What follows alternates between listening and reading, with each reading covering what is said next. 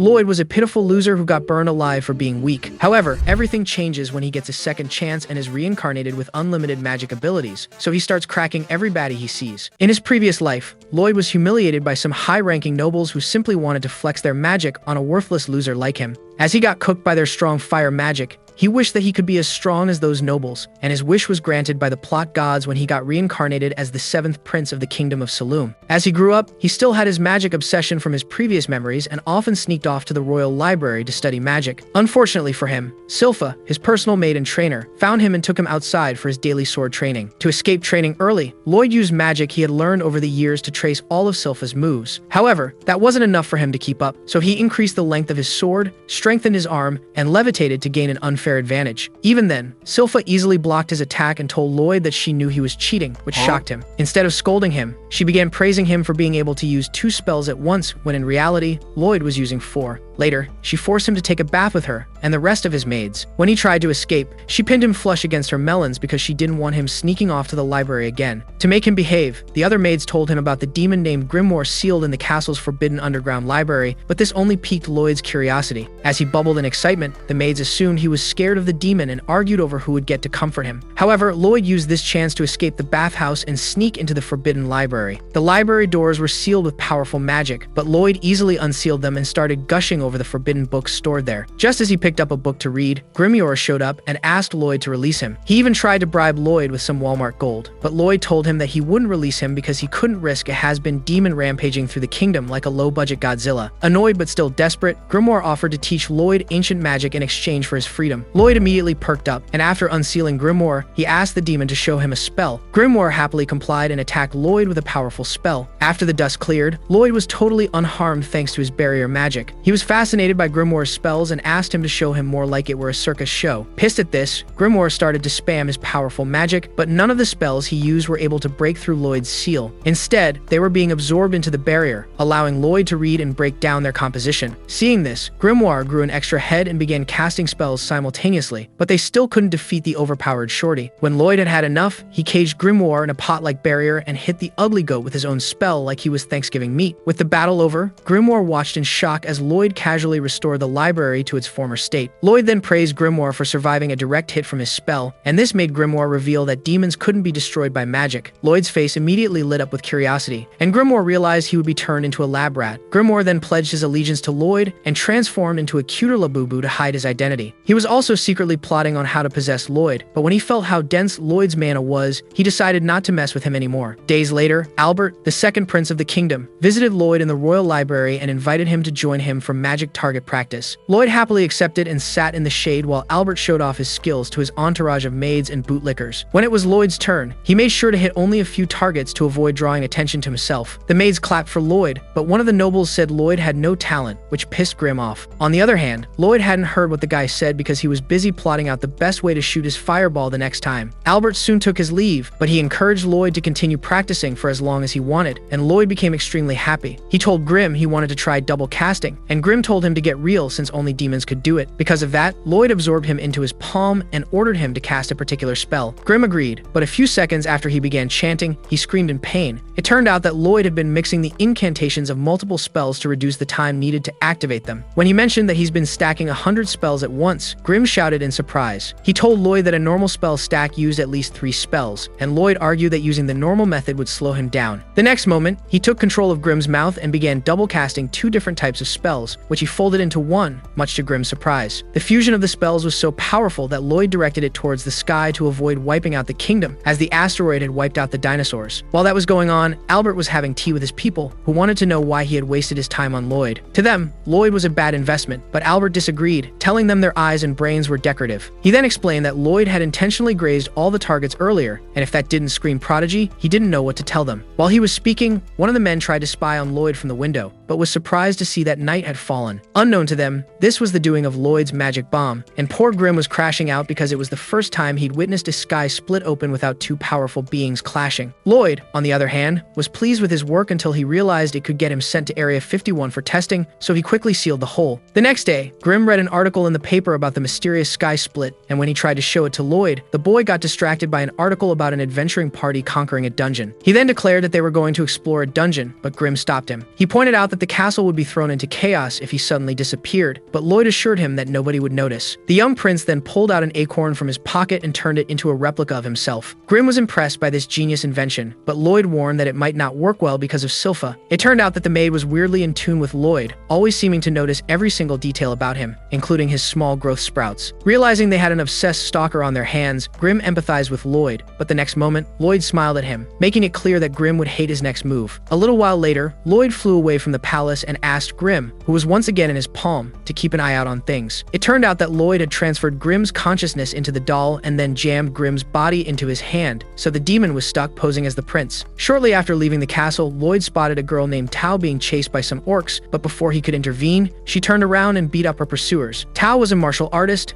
and according to Lloyd, she'd used the breathing technique called Chi to win the fight. He was in the middle of explaining how it worked to Grim when Tao called out to him, demanding he reveal himself. Lloyd was impressed that she had sensed him, and told Grim he couldn't wait to ask her about her techniques in dungeons. However, Grim warned that his identity as the 7th prince could be exposed if he showed himself to her, so he stayed put. Down on the ground, Tao assumed Lloyd was refusing to show himself because he was the enemy, so she zoomed up the rock to engage him. Seeing this, Lloyd and Grim freaked out, but by the time she reached the top, Lloyd had transformed himself to resemble Albert and introduced himself as a rookie adventurer named Robert. His charming smile caught her off guard, so after she introduced herself as a B-rank adventurer, she began fangirling with her back turned to him. She couldn't believe she'd met a hunk like that and swore to herself that he would become her boyfriend. Just then, Lloyd called out to her, saying he wanted them to clear a dungeon together, and Tao immediately accepted the invitation. Shortly after, they arrived at the dungeon, and while Tao was acting like a muscle for hire, beating up monsters, Lloyd was busy packing up all the valuable materials he saw. When they stopped for lunch, Lloyd asked Tao about her breathing technique, and she was surprised that he knew what it was. He told her that he learned about it while reading, since it was similar to how mana worked for magic. Tao confirmed what he said and then explained that, to use Chi properly, one had to do many breathing exercises. Those exercises helped circulate Chi, allowing the person to gain power beyond normal reach. As she continued explaining, she didn't notice that Lloyd was already trying out the breathing technique until she turned to use a weak pickup line on him. Immediately, she tried to get him to stop because Chi wasn't something one could master, but Lloyd refused. Seeing this, she told him to mind his breathing until they cleared the dungeon, and she made sure to protect him. After defeating the dungeon boss, she tried to retrieve the treasure, but Lloyd sensed something was off. He quickly pulled her away just before she got slashed, and they watched as the real dungeon boss emerged from underneath the treasure chest. Tao looked visibly terrified of the lich, but she tried to hide it and asked Lloyd to run, but the boy refused. Seeing that he wouldn't leave, Tao palmed him out of the room by channeling her chi into her hand. She then engaged the monster, but couldn't help but wonder what it was doing in a low-level dungeon. Somewhere in the dungeon, an unimpressed Lloyd was still flying, and when he managed to stop, he asked Grim whether he should return to help Tao or not. Surprisingly,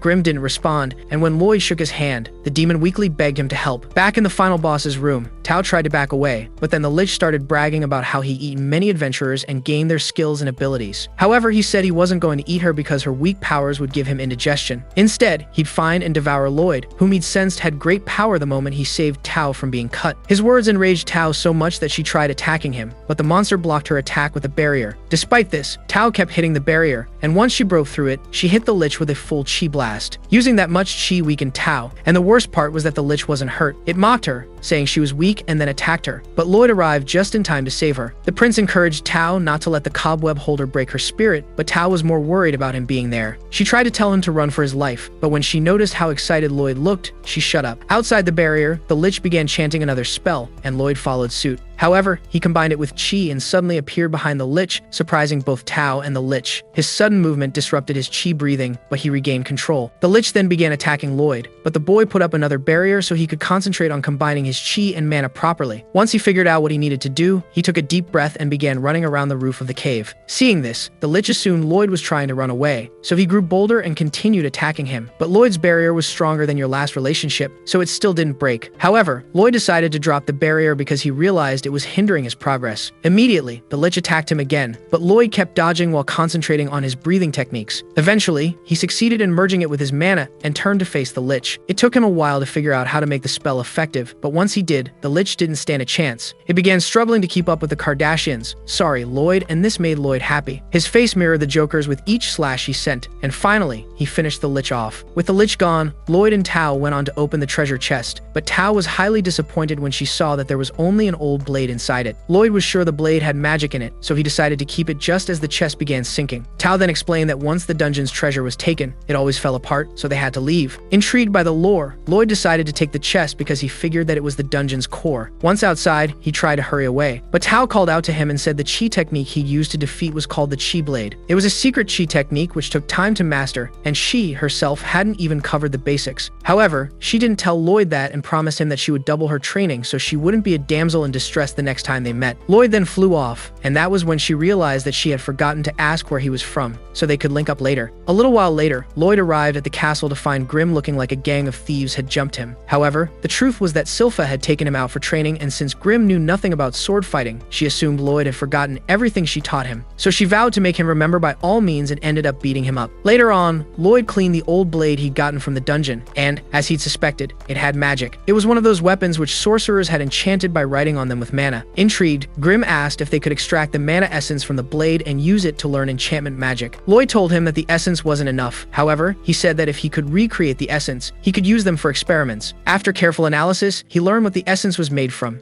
and Grim confirmed that the main ingredient was made from a monster's core. Fortunately, the chest Lloyd had taken from the dungeon was a core, so all he had to do was gather the remaining ingredients, silver and oil. To do that, he asked his father for a bag of silver coins, and his father happily gave it to him. For the oil, he spoke to Silpha, and she promised to provide some for him if he landed a hit on her during training. Lloyd took the deal, but failed to land a hit on Silpha because she was light years ahead of him in swordsmanship. However, she decided to give him the oil because she was impressed by his improvement. Afterwards, Lloyd recreated the essence and asked Albert for some weapons to confirm whether it would work. Albert didn't hesitate to order his men to surrender their weapons, and they did, even though they didn't believe Lloyd could actually enchant the weapons. When Lloyd returned to his room, he immediately began enchanting the swords, and Grim hyped him up. The first sword broke because it couldn't handle the power, so Lloyd began working on reducing the number of spells he wrote on the weapons. At the end of the day, he successfully enchanted 50 swords and returned them to Albert. The second prince was impressed by Lloyd's achievement, which only confirmed his hunch about the boy had been right all along. Lloyd then asked if he could be present while the swords were used, so Albert invited Lloyd to join him when next he went monster hunting. Days later, they left the capital for the hunting trip, and as expected, Silpha accompanied Lloyd. A few hours after they left, a pack of wolves wielding weapons ambushed them, and Lloyd pretended to be scared. Grim immediately called him out for being fake, knowing Lloyd had sensed the wolves before they attacked. Lloyd didn't deny it, as he had, in fact, been scanning their surroundings for any threat using a chi technique called spatial detection. Returning his attention to the fight happening, Lloyd witnessed his enchanted swords in action and swelled in pride. After all the wolves were defeated, Albert attributed their victory to Lloyd because if he hadn't enchanted their swords, they would have lost. Silpha also sang Lloyd's praises as she stood proudly on a pile of dead wolves while holding her bloody sword. The sight made Lloyd wonder whether she was a barbarian in her former life because he never enchanted her sword. Suddenly, a wolf jumped out from the bushes and tried to gobble Lloyd up, but Tao arrived at that moment and saved him. Lloyd almost made the mistake of calling out to her, but stopped because he remembered that he wasn't in his robber disguise. Surprisingly, Tao zeroed in on him, wanting to know if he was the one doing the chi breathing. Apparently, she'd mastered his breathing style when they were in the dungeon the other day and had come that way because she sensed it. However, she couldn't understand why she was staring at Robert's lookalike and not him. At that moment, Lloyd was sure her slow-functioning brain would figure things out, but Tao got distracted by the appearance of another wolf. Before she could react, Silpha took it down with one slash and then thanked Tao for saving Lloyd. However, she warned her to keep a distance from him. Tao didn't appreciate Silpha's tone, so she clapped back. And as they began an intense staring contest, Albert stepped in. He was smart enough not to ask them to calm down and invited Tao to accompany them for the remainder of their trip. When night fell, they made camp by a lake, and Albert thanked Tao for helping them arrive at their destination in time. While they talked, Lai had watched them from outside his tent and told Grim he hadn't expected Tao to track him down the way she did. Grim then advised him not to stop using chi breathing, as Tao would become suspicious. Lloyd agreed and decided to stay in his tent for the time being. But when he walked in, he was almost suffocated by Silpha's chesticles. After escaping the padded torture chamber, he asked why she was changing in his tent, and she told him she was staying there to watch over him. Lloyd assured her that he'd be fine, but the maid suddenly wrapped her legs around him and refused to let go. When he complained, she told him that she was trying to protect him from Tao, whom she tagged a shameless vixen. Just then, Tao walked into the tent, and when she saw Lloyd about to die from pre-snoo-snoo, she screamed at Silpha to get off him. Silpha reacted by throwing her knife at Tao, but the girl caught it, so Silpha followed her outside. As they began arguing, all the guards gathered around to watch the impending cat fight while Lloyd snuck out of the tent. He ran into Albert, who teased him for being a ladies' man but warned him to be careful because women were scary creatures. Just then, the girls stopped arguing and beat up the guards instead. Silpha then put her skirt back on, and Tao explained that she'd come to those woods because she'd been hired to restore the shrine located at the top of the hill. Silpha immediately told her to be on her way, which pissed Tao off, and just as another argument was about to begin,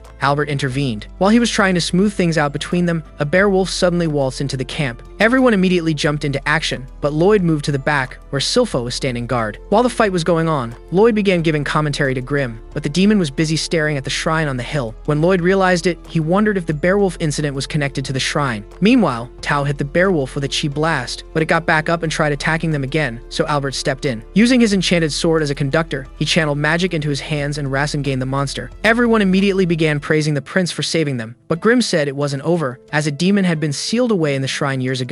The next moment, the cooked Beowulf resurrected like a Frankenstein monster, shocking everyone. As they tried to figure out what kind of black magic it was using, other monsters suddenly appeared behind it. As if that wasn't bad, a hideous demon named Pazuzu emerged from the fried Beowulf's mouth and ordered the other monsters to attack. Albert and his people did their best to fight them off, but they soon realized that they were fighting a losing battle because the Beowulfs kept regenerating. From their spot behind the barrels, Grimm confirmed to Lloyd that it was Pazuzu who had been sealed in the shrine, and that he was transmuting his mana to control the monsters. His mana was also the one helping the monsters regenerate, and unless they took him down, the battle wouldn't end. When Grimm finished speaking, he turned to Lloyd and was hit with the crazy boy's puppy dog eyes, as he pleaded with Grimm to teach him mana transmutation. Grimm pointed out that it wasn't the time nor the place for magic lessons, but Lloyd kept insisting. At that moment, Pazuzu sensed Lloyd hiding behind the barrels and began mocking him, which pissed Silpha off so much that her intimidating aura made Tao freeze up in fear. When she approached Pazuzu, he asked if she wanted to serve him instead, and Silpha declined. She promised she'd send him back to where he came from, but Pazuzu laughed and continued bragging, failing to see the danger he was in. The next moment, Silpha went all Levi Ackerman on his Beowulf, so he quickly tried to regenerate it. In doing so, he stopped channeling his mana into the other Beowulfs, and their regeneration became slower. Seeing this, Albert put 2 and 2 together and called out to Silpha, asking her to continue hurting Pazuzu so that they could handle the remaining Beowulfs. Meanwhile, Grimm was teaching Lloyd basic mana transmutation and was surprised when the boy easily figured out how to do it. Back in the fighting area, Silpha hurt Pazuzu so badly that he began to wonder whether the woman was secretly a Hashira. Silpha was enjoying herself a little too much, but decided to borrow an enchanted sword because she wanted to make Pazuzu suffer. As she looked at the sword Lloyd enchanted, she began praising Lloyd, so Pazuzu thought it would be wise to mock Lloyd again. He ran circles around her as he did this, so she couldn't predict his next move, which was to gobble her up like she was Red Riding Hood's grandmother. Unfortunately, that was a stupid move on his part because Silpha sliced him up from the inside. When she came out, she sliced him up with her family's blade art, shocking everyone with her brutality. However, the demon suddenly started laughing, and before anyone could react, he hit them with re-engineered Joker gas, knocking everyone out. Tao and Silpha managed to resist its effects, but it still weakened them. Pazuzu then stood to his full height, and after unruffling his wings, he slapped Silpha into the lake. As she lay there, he started doing the famous villain plan expose. According to him, the purple gas was his miasma, and whoever inhaled it always ended up under his control. Hearing this, Silpha said it finally made sense why the gas smelled like a sewage tank, and this pissed Pazuzu off even more. He tried to hit her again, but Tao intervened, prompting the maid to complain. She claimed she didn't need any help, but her body said otherwise because she started coughing up blood and fell back into the water. Impressed, Pazuzu commended her for being able to withstand his miasma for that long, but then he realized Tao wasn't even affected. Just then, the girl in question tried to kick him, but he caught her foot with his tail and punched her in the back. This caused her to inhale a lungful of Pazuzu's miasma, so she quickly tried to regain control of her chi breathing. Pazuzu called her a fool for not running when she had the chance, and as he kept blabbing, she elbowed him in the face and insulted him. She then followed it up with a thunder pulse quake, which forced him to let go of her. After landing on her feet, Tao tried to get her breathing back in order, but one of Pazuzu's Beowulfs snatched her up in its mouth. Pazuzu then released an extra dose of miasma, and when it didn't affect her, the Beowulf started swallowing her. Tao swore to Pazuzu that he wouldn't win because her knight in shining armor was coming to teach him a lesson in contentment. Pazuzu ignored her and picked up the unconscious Silpha. He was in the middle of telling her what he intended to do to her when Lloyd, who had been splashing in the water, asked him a question. He wanted to know how Pazuzu had taken control of the Beowulfs, and Pazuzu bragged to him that he had slain their parents and rewritten their memories with his miasma. Lloyd told him that he was one cruel son of a gun, and that was when the dumb demon realized what was happening. He demanded to know how Lloyd was resisting the effects of his miasma, and Lloyd told him it was because his lungs had good filters. Pazuzu became annoyed, but before he could lash out, he spotted Grimm floating beside Lloyd and became shocked. He asked how a demon could stoop so low as to serve a human and mocked him for looking all cute and cuddly. Grimm felt insulted, but instead of lashing out, he told Pazuzu that he felt sorry for him. Of course, Pazuzu thought he was spitting garbage and ordered his Beowulfs to attack Lloyd. Seeing the Beowulfs approaching, Lloyd said he could finally test out his mana transmutation and prepare the mana needed. When the monsters got closer, he released it into the environment, and to Pazuzu's surprise, a field of flowers appeared. The monsters also saw their parents, and immediately, Pazuzu lost control of them, much to his annoyance. Lloyd also instructed the beowulf who swallowed Tao to cough her up, and it did. Seeing this, Pazuzu tried to regain control of the beowolves, but Grimm told him to give up. At that moment, the beowolves angrily charged him, recalling what he had done to their parents. When they attacked, Pazuzu was forced to drop Silpha, and Lloyd watched in awe as they tore into Pazuzu. Unfortunately, they only had the upper hand for a few more seconds before Pazuzu turned the tables on them. When he finished beating them up, he turned to Lloyd and began threatening Lloyd. As he talked, he made the mistake of reminding Lloyd, who had been looking for a guinea pig, that magic couldn't hurt demons. He then tried to scare Lloyd by flexing his power, so Lloyd did the same. When Pazuzu sensed the mana Lloyd was emitting, he realized he was about to be cooked and tried to flee. However, despite his efforts to evade capture, Lloyd still trapped him in one of his impenetrable barriers with Grimm's help.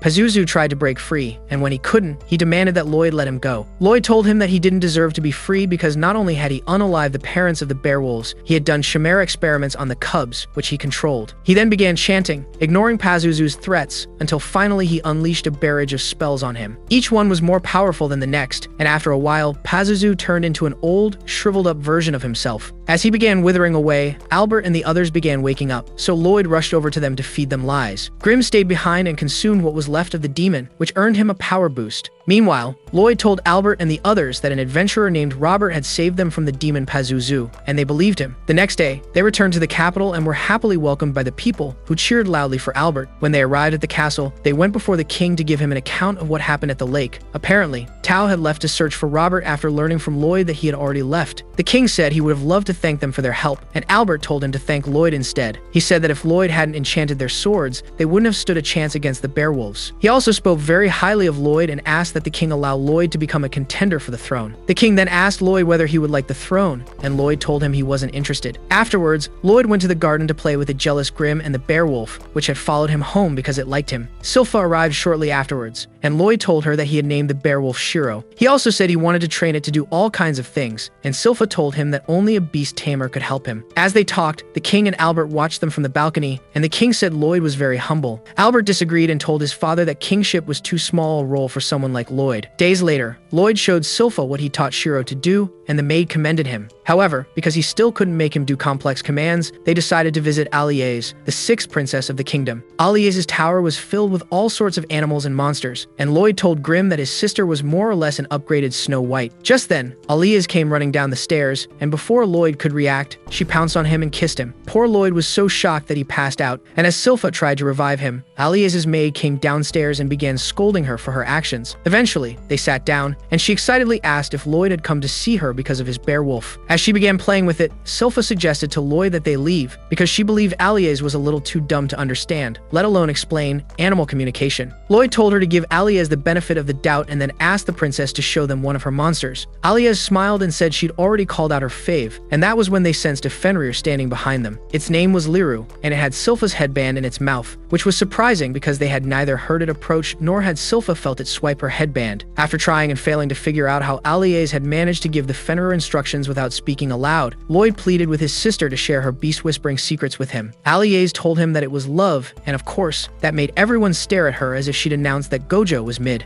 Ignoring their stares, Aliez explained that with love, anyone could communicate with them, and on cue, all the animals flocked to her. Lloyd and the girls just stared at her in confusion, and Eris said what they just witnessed was Aliez's animal magnetism in action. Aliez argued that Eris was wrong and swore that anyone could learn to communicate with animals by using love. After saying this, she unleashed some of her animals on Silpha and Eris to swipe their plot covers away. Silpha screamed and called out to Lloyd, saying it was time to leave, but Lloyd didn't react as he was too busy dissecting Aliez's words. He had figured out that Aliez had been subconsciously sending her will to the animals using her mana, which was why it seemed like they just knew what she wanted them to do without having to speak up. Excitedly, he made a mental image of what he wanted Shiro to do and sent it to the beowolf using his mana. Almost immediately, Shiro carried them out, and Eris commended Lloyd for being the Hermione Granger of the royal family. Aliez wasn't impressed and complained that what had happened had nothing to do with mana. Lloyd didn't dispute her argument and told her that she was right about love being the key to communicating with the animal. A little while later, Lloyd and Silpha left Aliez's tower, but then they ran into Albert, who asked Lloyd to accompany him somewhere. Silpha told Albert that she couldn't release Lloyd to him because the young prince was late for his daily training, and Albert told her to stop being a control freak.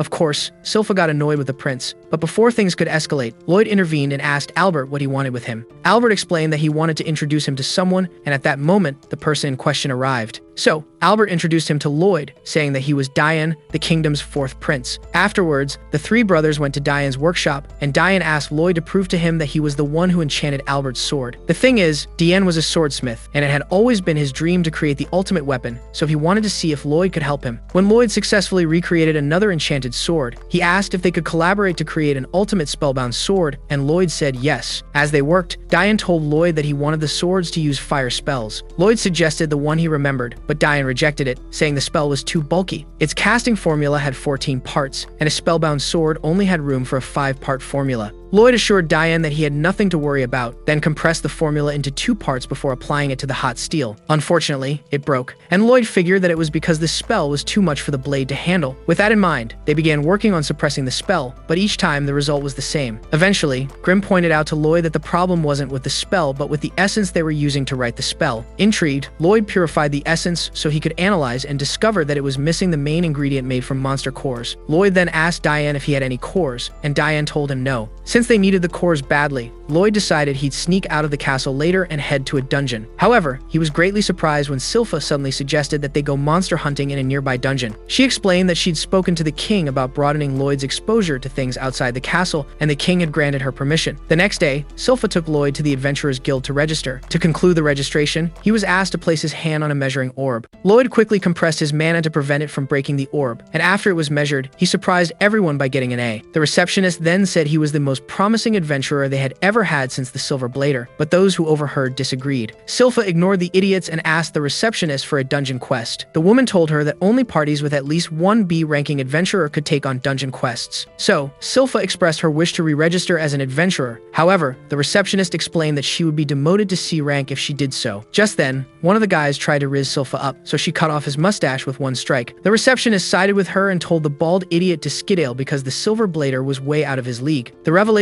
that Silpha was the Silver Blader surprised everyone, and as they began screaming like uncultured fools, Tao arrived. She offered to go dungeon hunting with them, but the jealous Silpha began pulling him away. It wasn't until she revealed that she was now an A-ranked adventurer that Silpha agreed to the temporary alliance. Hours later, they conquered the dungeon, so Lloyd took the chest and returned home with Silpha to work on the sword with Diane. When they completed it, they went to test it, and Diane was shocked when it nearly destroyed the training yard. Lloyd quickly made a mental note to reduce the power level of the remaining swords. A few days later, after a stressful day of working on the remaining swords, Lloyd got into bed ready to sleep. However, he suddenly sensed a presence in the garden and wondered what it was. To sate his curiosity, he went to confront the person and enclosed them in a barrier to avoid external interference. The person then took off their cloak to reveal that they were a girl and apologized to Lloyd for what they were about to do. Before Lloyd could ask what that was, he noticed that a sweet smell surrounded him and that he was starting to feel numb. He also felt lightheaded and realized that she was trying to knock him out with poison, so he activated a purifying spell. Surprisingly, that didn't work, and when the girl confirmed that nothing he did could purify or nullify the effects of her poison, he realized she was using her mana to circulate it. He recalled hearing stories about people born with unique abilities like that, who were widely known as the Blighted. When he asked her if she was one of them, she confirmed that she was and said her name was Ren. She then broke through Lloyd's barrier, and after she escaped, Lloyd told Grimm that Ren was skilled. He was impressed by how easily she broke into the castle and concealed her presence from everyone. Grimm told him that it wasn't the right time for him to be impressed by the person who just poisoned him, but Lloyd assured him that he was fine. He explained that he'd switched to chi breathing when his purification spell didn't work. Surprised, Grimm asked why he hadn't chased after Ren, and Lloyd told him it was because he wanted to use her to locate her gang's hideout. He was convinced that she belonged to the Assassin's Guild, which, according to Silpha, was made up of people with abilities like the one Ren had. He then got dressed and used spectral detection to locate where Ren had gone. Soon after he left with Grimm, Silpha and Shiro ran into the garden because the maid had finally realized something was wrong, but she saw no one there. In another part of the kingdom, Ren was being scolded by one of her gang members, named Galilea, for leaving Lloyd alive. While they were arguing, another member, Talia, announced that they had a guest. At that moment, Lloyd, who had been secretly observing them, revealed himself, and Ren was shocked. She'd been so sure that her poison had weakened him, but seeing him before her left her confused. On the other hand, Galilea recognized Lloyd and told his gang that they had to get rid of him. Immediately, Babylon, the stretchy guy among them, attacked, but Lloyd easily dodged the attacks. Crow then tried his luck and managed to force Lloyd to the ground, using his low-budget cursed speech technique. Galilea then tried to hit Lloyd, but the prince dodged only to get caught in his sticky fluid. Lloyd had no choice but to strip, and as he floated above them, Talia decided to try her luck. As expected, Lloyd blocked her attack, But the surprising thing was that he used a piece of cloth which he'd strengthened with magic to do it. Realizing that she couldn't land a hit, Talia suddenly stabbed her thigh, and almost immediately, the same injury appeared on Lloyd's thigh. Talia explained that her ability allowed her to share her pain and injuries with anyone within her line of sight, and Lloyd was impressed. After a few more failed attempts to hurt Lloyd, she pulled back and went to stand with her friends. They then told Lloyd to surrender as he wouldn't make it out of there alive, but the boy just laughed and healed himself, which in turn healed Talia. He hadn't expected that to happen, and neither had she, so he asked what would happen if he were the one who cut her instead. Not giving her the chance to respond, the crazy boy transformed the cloth straps in his hands into blades and began attacking them. They tried to defend themselves, but Lloyd didn't give them the chance to do that. When he hit Crow, it set off a domino effect because Crow pushed Galilea smack into Talia, and when he tried to move, his sticky webs took her clothes with him. Despite this, Lloyd still attacked Talia, and when her body slammed against the wall, the pain she felt transferred to him. Not surprisingly, the masochistic freak liked it, and Galilea used that moment to try to grab him. Lloyd gave him the slippery slip and then sent him flying into the wall as he'd done with Talia. As the fight continued, Ren, who hadn't moved a muscle, noticed how happy Lloyd was and became convinced that they were dealing with a madman. Her words caught Lloyd's attention, so he asked why she wasn't attacking him like the others. Galilea explained that if Ren joined the fight, they would all be dead in a matter of seconds. Just like the rest of them, she couldn't control her powers, so she made a conscious decision to avoid doing anything that would trigger them. Galilea then began talking about how they were all outcasts whom everyone despised, and the more he spoke, the angrier he became. He then charged at Lloyd again, but the prince moved out of the way and hit him with an electrifying spell. Seeing Galilea hurt, Ren tried to attack Lloyd, but was hindered by Lloyd's barrier. Still, she refused to back down and continued punching the barrier, hoping to break it as she'd done at the castle. Unfortunately, the only thing she succeeded in doing was releasing her poison, and even when Lloyd cautioned her, she refused to stop. Eventually, Galilea spoke up and assured her that he was fine. It turned out that the spell Lloyd hit him with had fixed whatever was wrong with his mana, and he could now control it. Lloyd explained that he'd engraved the spell into Galilea's body to prevent his body from releasing mana uncontrollably. Galilea then started crying tears of joy as he'd never expected a day like that to come. Eventually, Lloyd helped the others fix their leaking mana problem, and after he finished, Talia made new clothes for him. After that, they held a celebratory dinner and told him their villain origin story. Apparently, it all began when their leader, Jade, who could teleport anywhere in the world, returned home after disappearing for a while. He told them about his idea of accepting jobs that the Adventurers Guild rejected and said it would help them make a name for themselves. The idea that they would someday be recognized by those who disliked them appealed to them, so they agreed to Jade's plan. As the years passed, they took on every questionable job that came their way, and because of that, they became known as the Assassins Guild, but they didn't care. One day, they received information that the Lord of Lordos was planning to attack Saloum, so Jade left to gather more information and never returned. Just as Galilea was rounding up the story, a letter suddenly appeared beside Lloyd, shocking everyone. A little while later, Silpha and Shiro tracked Lloyd to the hideout, but there was no one there. All they found was a note, which they took back to Albert, and the prince became furious after reading it. Apparently, Lloyd had written that he was accompanying the guild to visit the Lord of Lordost, but Albert was convinced that they had kidnapped his brother. Diane asked him not to jump to conclusions and start a war over nothing, and Albert realized he was right. However, when Silpha showed him Lloyd's ruined clothes, he snapped. Earlier on, Lloyd and the assassins checked the letter that had suddenly appeared and learned it was from Jade. In the letter, Jade wrote that he'd overthrown the Lord of Lordist and invited his friends to join him so they could work together to broker peace with the kingdom of Saloum. The group was happy to hear from him, and Ren asked Lloyd to tag along so he could help Jade, as he'd helped them. Lloyd agreed, but pointed out that Jade might already have control over his powers since the letter had been teleported to their location. His words struck the group like a shockwave, and they began having doubts, but Ren refused to distrust Jade. She told them that there had to be a reasonable explanation for what happened and urged them to keep an open mind. Lloyd understood her desperation in that moment, so he comforted her and assured her that he would still accompany them to Lordist, mostly because he was curious about how Jade's power worked. Back in the present, the Lloyd mobile landed on the outskirts of Lordist so his passengers could rest and catch their breaths. Unable to sit still, Ren volunteered to go into the woods and gather food for the group, and nobody went against it. While she was away, her gang gave Lloyd a brief recap about her life and why she was so attached to Jade. They explained that when she was much younger, her parents had died because of her powers, so she was left all alone. She spent the next few years living like Tarzan until Jade found her one day and took her home. Her wild behavior put the gang off, and when they learned about her powers, they immediately told Jade to take her back. However, Jade refused and managed to convince them to let Ren stay and live with them. Since she'd grown up in the wild, Galilea took on the role of her teacher. Crow and Talia designed the clothes for her, and Jade inscribed a spell on them to contain her poison. He also gifted her a hair clip to complete her look, which made her cry. That day marked the beginning of their sibling bond. Back in the present, Ren cooked dinner for everyone, but because it looked like mud and water, they refused to eat it. They tried begging Crow to change the menu with his ability, but Ren knocked him out and told them to eat what they were given. In an attempt to get out of it, Talia said that Lloyd couldn't eat such questionable food because he was a prince, which made Ren sad. However, they were all surprised when Lloyd started eating and declared the meal worthy of a 5-star Michelin rating. Because of that, they all tasted the food and agreed that looks weren't everything. Watching them eat made Ren happy, and she hoped that when they finally reunited with Jade, he would enjoy her cooking too. Thinking about Jade made her recall the past when he informed them that the Adventurers Guild was considering removing their bounties. It had made them happy because they could finally live normal lives, and midway through the celebration, Jade told them about his past. Apparently, he was the third son of the Lord of Lordost, but he left home because his family were nothing but heartless snobs. When he finished his story, everyone except Ren said they had suspected that he wasn't from the slums because of the way he carried himself. They also assured him that if he ever wanted to go against his family, they would stand by him, and Jade thanked them. He promised he would never abandon them, and they promised him the same thing, adding that they would all fulfill their dreams together. Back in the present, Grimm cried his heart out because of Ren's story, but Lloyd dozed off because he was exhausted from all the day's activities. A little while later, the group began heading towards Lordost, and Galilea carried the sleeping Lloyd. When they got close enough, Ren suggested leaving Lloyd behind so they could scout ahead for any threats. The others agreed and asked Grimm to stay with Lloyd and watch over him, but the demon assured them that Lloyd didn't need his protection. When they arrived at the castle, they saw that everyone was preparing for a party and wondered what the occasion was. Grimm also scanned for malice, and the moment he confirmed that there wasn't a single soul harboring aggression, they were approached by one of the servants. The guy asked if they were Jade's friends, and they told him they were. Immediately, he announced their presence to everyone, and to their surprise, they welcomed them like royalty and offered them seats. Soon after, Jade arrived and made a show of changing his clothes using his powers. When Galilea questioned him about it, he explained that he learned to control his powers during his time in Lordost, and his friends couldn't be happier for him. Seeing them so happy and at peace, Grimm decided to fetch Lloyd, but before he could go far, things took a bad turn. The people suddenly shape-shifted, and Jade used Crow's powers to pin his friends to the ground before addressing the crowd. It turned out that he had invited them to Lordost to steal their bodies and powers. Grimm tried to help them, but Jade kicked him so hard that he flew out of the castle and landed beside Lloyd. The disturbance woke Lloyd, so Grimm frantically explained what had happened. Back at the castle, a confused Ren asked Jade why he had turned on them. Jade told her it was because he wasn't Jade but Gizarm, a demon from the Netherworld. He had taken over Jade's body and powers after he broke his mind and made him lose his will to live. Now he was going to give Ren and the others to 5 lucky demons to do the same thing he did to Jade to them. When he said this, the demons began clamoring to have first pick, so he lifted Ren to toss her to them. However, when he noticed the marking on her arm, he demanded to know what it was and who put it on her since he hadn't seen it in Jade's memories. Ren refused to answer, and even when he tried using Crow's ability to force her to speak, she bit her tongue. Suddenly, she and the others were covered in barriers, and the next moment, the castle was struck with a powerful spell. The result of the blast was a lava pit, and all the cowardly demons began squirming in fear of what was to come. Lloyd simply ignored them, and after he helped his friends, he instructed them to leave so he could handle the demons. Ren didn't want to go because she was afraid of losing him, too, but Galilea grabbed her and explained that if they stayed, they would get in Lloyd's way. As they made their escape, Gizarm ordered his goons to go after them, but Lloyd intervened, hitting them with the spells he'd set up earlier. Seeing this, they tried to take him out, and Gizarm used his cursed speech to order Lloyd to die. Lloyd's barrier stopped the lesser demons, but Gizarm's curse passed through and would have hit him if Grimm hadn't screamed at him to move. After the curse hit the demons in its path, Lloyd analyzed it and realized it was a heart attack spell. Grimm then advised him to leave, saying that Gizarm wasn't someone he could defeat because he was a high-ranking demon. For context, he explained that demons had ranks, which determined their power. The demons chasing Ren and the others were of the lowest rank, which was why they had been affected by Lloyd's first attack. Pazuzu was an 8th rank demon, he was a 3rd rank, and Gizarm was above those in the 1st rank.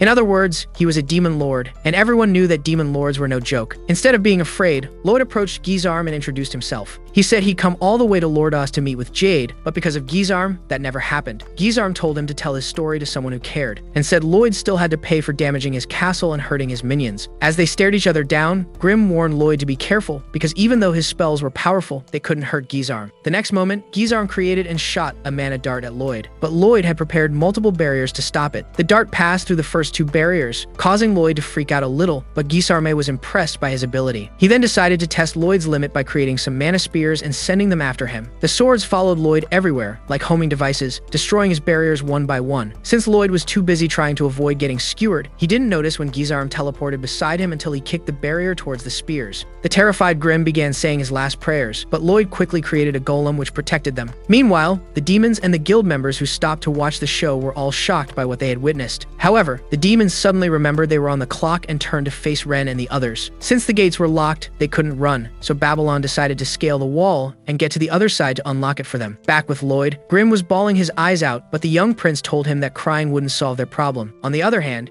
Gizarm was impressed by the fact that Lloyd wasn't shaken by his attempts to unalive him. When he mentioned that the only thing that rattled Lloyd was when he used his teleportation powers, Lloyd told him not to claim what wasn't his. Gizarm argued that it belonged to him because he could use it, unlike Jade, who hadn't been able to control it since he was born. He then started bragging about how demons were the superior race and how humans didn't deserve the powers they were born with. According to him, Jade's magnificent wings were what caught his attention from the netherworld, and that was how he got to learn about the Blighted. After taking over Jade's bodies, he concluded that a Blighted's purpose in life was to become a vessel for a demon. As he spoke, he created more mana spears and told Lloyd that he wanted to show him what true power looked like. He also said he'd like to see what Lloyd would do and then snapped his fingers. In the blink of an eye, one of the spears pierced through Lloyd's chest, but Gizarm wasn't satisfied, so he snapped his fingers again, and the remaining spears joined their friend. As he admired his artwork with Lloyd's body as the centerpiece, he decided to name it Shadow Wolf just for fun. Meanwhile, the assassins were busy fighting off the demons to buy time. When Babylon finally managed to open the gates, Ren and Crow went first, but before Talia and Galilei could follow, the demons broke free from the trap they had been put in. Talia immediately cut her heel and transferred the injury to the demons so they couldn't move, but that also trapped her with them. She then instructed her friends to go, reminding them to mask their presence once they reached the woods, but Galilei had no intention of listening. He pushed Ren and Babylon outside the gate, and after locking it, he went to stand beside Talia. He already knew she was trying to sacrifice herself, so he promised to buy her time until she did that. When the demons deduced what he meant by his statement, they tried to stop Talia, but Galilei used his sticky webs against them. From outside the gate, Ren cried and pleaded with Talia not to go through with her plan, but Talia insisted it was the only way to save the rest of them. Before Ren could reply, Gizarm spoke up, saying they were all stupid if they believed they could escape. He assured them that the only place they were going was the afterlife, where Lloyd, who had died trying to help them, would be waiting to greet them with open arms. Just then, he noticed Lloyd's body crumbling, and the next second, Lloyd appeared behind him, trying to cut him. Gizarm quickly teleported out of the way and then commended Lloyd for deceiving him with a decoy. He was about to say something else when Lloyd cut him off and asked if they could move their fight elsewhere. It turned out that he'd sensed his siblings in Silpha and didn't want them to interfere with his plans.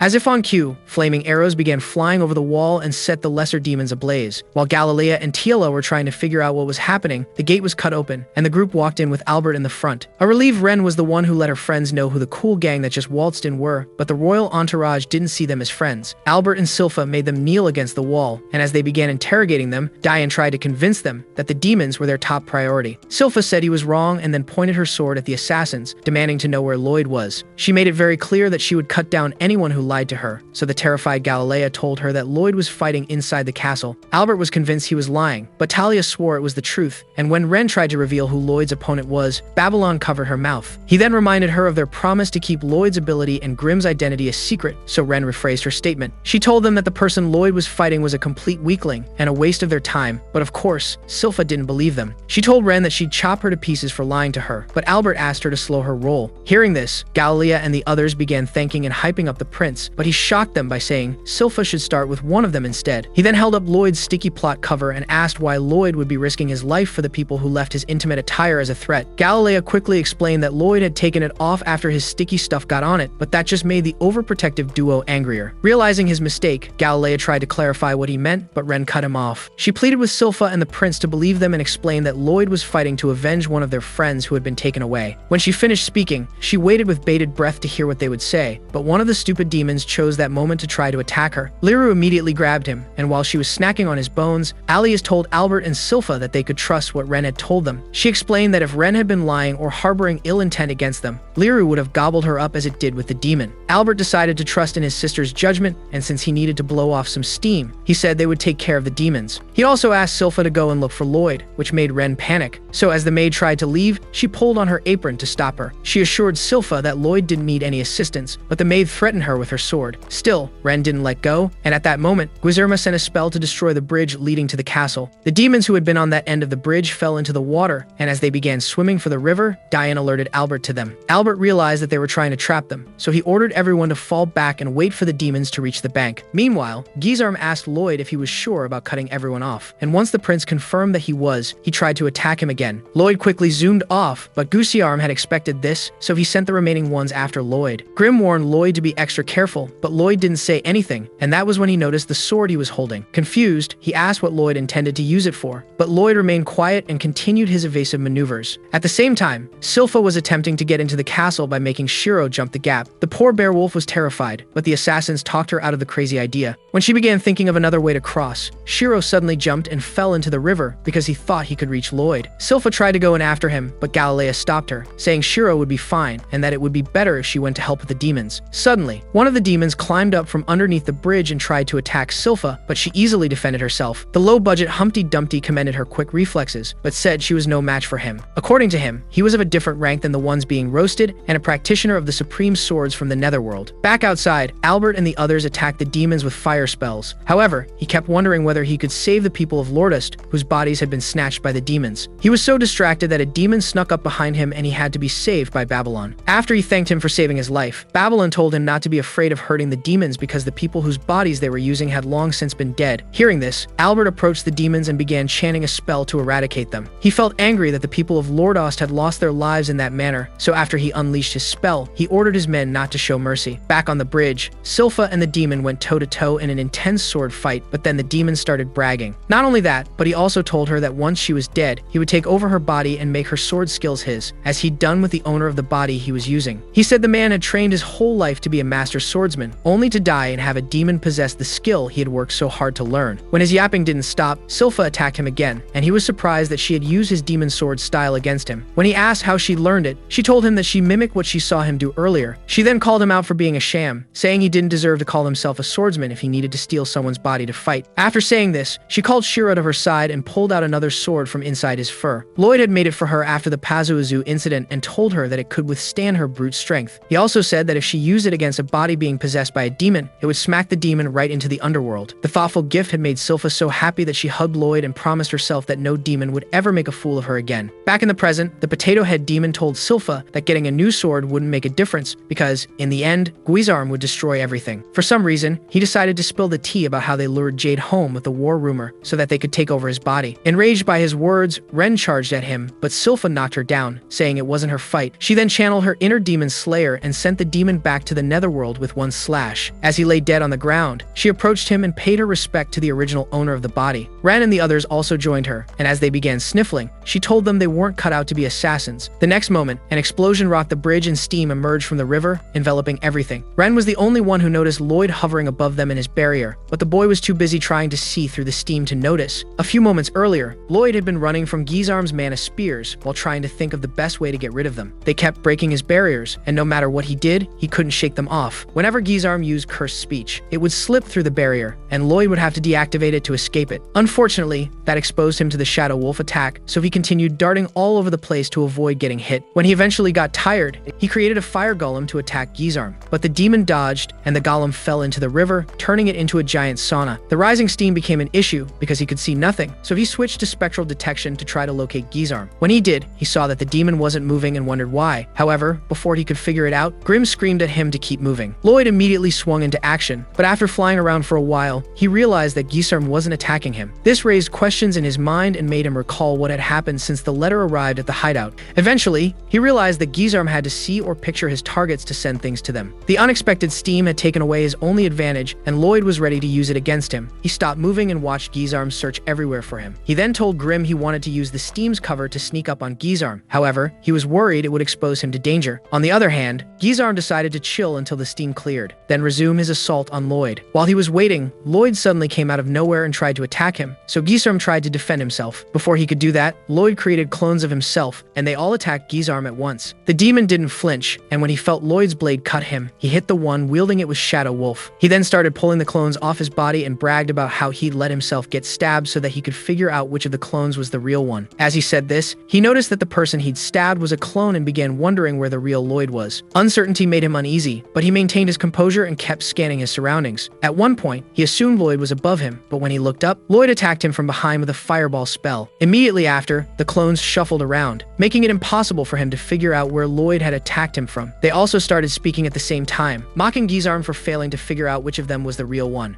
Their words enraged Gizarm, and Grim warned Lloyd that he was playing a very dangerous game. The moment the words left his mouth, Gizarm began shooting his mana spears in every direction. Lloyd's clones began getting pierced one after the other, and when one of the spears hit a barrier, Gizarm was convinced he'd found Lloyd. However, he soon realized that it was a decoy, and that Lloyd had put barriers around some of the clones. His anger soon turned to desperation, and as he focused all his attention on finding Lloyd amongst the clones, he didn't notice that Lloyd was sneaking up on him using his invincibility spell. Grim told himself that Lloyd was crazy for approaching Gizarm without a barrier in place, but there was nothing he could do. He recalled the day Lloyd made his sword and had told him he'd named it Spelltaker. When he asked why, Lloyd explained that the sword absorbed any spell it touched and, in return, it made its wielder stronger. Lloyd had created it to help him learn spells, but back in the present, when he used it to slash the Shadow Wolf spell, he was drawn into Gizarm's mind. As he floated around, he called out to Jade, asking whether he was really gone, but all he got back was silence. Suddenly, he noticed a spell wall, and after observing it for a while, he figured something out. Immediately, he returned to the real world and destroyed all his clones, revealing himself to Gizarm. The demon was impressed that he'd managed to evade him using an invincibility spell and asked if he wanted to join forces with him. He claimed Lloyd was wasting his talents fighting for Ren and the others, and promised that together they could do great things. Lloyd told him that he wouldn't understand his motives because he'd never had to struggle for the powers he had. He also said something else, but Gizarm waved it off as irrelevant and teleported to Lloyd's side so he could attack him. Lloyd moved before him and punched him in the stomach. Surprisingly, Gizarm felt the pain, and Lloyd revealed that he'd used chi and not mana when he punched him. Gizarm had never heard of chi before, so he didn't know what to do, and Lloyd taunted him by reminding him that Jade's last words were that he would lose. This struck a nerve, so Gizarm tried to teleport away, but Lloyd suddenly started punching him mercilessly and sent him flying into the lava pit with a double cast spell. Still, he followed him into the pit and continued beating the living daylights out of him. As he did that, he thought about his past life and how different it was from his current life. He also thought about Jade and became even more pissed that the guy suffered the way he did because of a selfish demon. He told Gizarm that he had to die, and the petty demon told him that he would take him with him. He then unveiled his ultimate weapon of destruction, a spell called Mortal Dark Spell. He created it by gathering all the mana in the area and compressing it into a giant mana bomb. Once he'd accumulated enough to destroy the entire area, he threw it at Lloyd, but was shocked when it suddenly disappeared. As he looked around for it like a madman, Lloyd told him that he'd erased it by hitting it with a similar spell. Gizarm immediately called Cap, saying that no being aside from a demon lord could manipulate mana like that, so Lloyd explained how he'd done it. He said he was reading a spellbook one day and learned about a spell called Void. Out of curiosity, he went out at night to test it out, and while he was blowing things up, he suddenly got the urge to find out what would happen when the spell was set off against a similar spell. He'd expected it to create a big explosion, but was greatly disappointed when the spells canceled each other out. Grim and Gizarm were shocked by everything Lloyd said, but Gizarm was completely livid. He refused to accept that a human was powerful enough to create the same spell a demon lord had created. To make things worse, Lloyd had created more than two just because he wanted to satisfy his curiosity. As he continued to crash out, Lloyd suddenly sneezed, and for some reason, that pissed Gizarm off even more. He immediately teleported behind Lloyd to attack him, but was suddenly hit by the overwhelming power of Lloyd's mana. Grim was also paralyzed by fear, and he told himself that he had truly underestimated Lloyd. On the other hand, Lloyd turned to Gizarm and asked what would happen to him if he got hit by a void spell. Seeing as Lloyd had multiple void spells ready, Gizarm tried to teleport away, only to discover that the spells were following him. Meanwhile, Albert's group was struggling against the lesser demons because the steam was blocking their line of sight. However, Ren unleashed her poison on the demons, and they started slowing down. This allowed Silpha, Shiro, and Liru to pick them off one by one. Ren warned them not to breathe in too much and explained that the sweet smell was her poison. Not surprisingly, Silpha was more concerned that she had to take her clothes off to use her power and said she was an exhibitionist. Ren denied the allegations and tried to explain herself, but Silpha wasn't convinced. On the other hand, Albert checked his watch and was surprised to see that it was already morning. However, the sun had not yet come out. This was because Lloyd was teaching Gizarm a lesson using the void spells. When Gizarm couldn't take the pain anymore, he tried to abandon Jade's body, but his soul got caught between Jade's teeth thanks to the effects of rigor mortis. In a desperate attempt to save himself, Gizarm went back in and pretended to be Jade, but Lloyd wasn't so stupid as to fall for the trick. Seeing this, he tried calling out to Ren and the others, but he was ignored, so he began cursing them out. Tired of listening to him, Lloyd made the spells touch with Gizarm in the middle, and when they disappeared, they took him with them. The sky returned to normal, and as Lloyd floated down, he saw Jade smiling at him. On the ground, Ren saw what happened and recalled the day Jade had returned to the hideout with news about Lloyd. He had told his friends that Lloyd would grow to be a great sorcerer and had expressed his desire to one day meet and work with him. The memory made Ren cry, as she knew Jade and Lloyd would have been great friends. Later, while Albert's people put up crosses to represent the people of Lordost, Lloyd and Grim set one up by the cliff for Jade. As they stared at it, he told Grim about the spell wall he found when he went into Gizarm's mind. He said the wall was a detailed instruction of how Shadow Wolf worked and had been left behind by Jade. If he hadn't gone into Gizarm's mind, he never would have found it, and all of Jade's hard work would have been lost. Nearby, Ren watched Lloyd, and when she tried to approach him, Albert and the others arrived, so she hid. Albert told Lloyd that Galilea and the others had been taken into custody because they were still wanted criminals. He said Ren was the only one left and told Lloyd that he would set them free if he agreed to take them under his wing. However, he suddenly held his sword against Lloyd's neck and told him that if Ren and her friends committed any crime while serving under him, he would be held accountable. Lloyd assured him that they wouldn't do anything wrong, but promised that if they did go astray, he was prepared to take full responsibility. Satisfied with his response, Albert dropped his sword and switched to older brother mode. While he was trying to suffocate Lloyd with hugs, Tao suddenly showed up, saying she had come to assist them. However, after looking around and seeing that she'd missed all the fun, she decided to leave. Albert quickly chased after her and asked the others to follow him, still wanting to thank her for helping them with Pazuzu. Eventually, Galilea and the others were released, and Lloyd invited them to have tea with him and his people. The group felt so out of place, so Albert tried to make them comfortable by asking them to show him how they usually celebrated. This was a bad idea because everyone went nuts after knocking back a few cups of booze. Talia even tried to riz Albert up, but the prince was a dense idiot and failed to clock her plane. Refusing to give up, she got drunk and used her powers to transfer the feeling to Albert so he could loosen up. Unfortunately, drunk Albert chose to pick a fight with Galilea over Lloyd's ruin plot covers instead of flirting with her. During that time, Silpha, Ren, and Alice went to soak in the river-turned hot spring, and Ren asked Silpha to take her under her wing. She said she wanted to spend the rest of her life serving Lloyd the same way Silpha did, and Silpha told her to ask Lloyd. Just then, she noticed Lloyd and almost died of a heart attack because she hadn't realized he was there. Lloyd then allowed Silpha to pull him into the water and told Ren that he would allow her train under Silpha. He also said he would help her learn how to use her powers, and Ren started crying tears of gratitude. Do you think Lloyd's family would ever find out about his abilities, or would he continue playing the role of the weakling? If you got to this point, comment Tanjiro rules to confuse the comment readers. Also, check out this next video right here.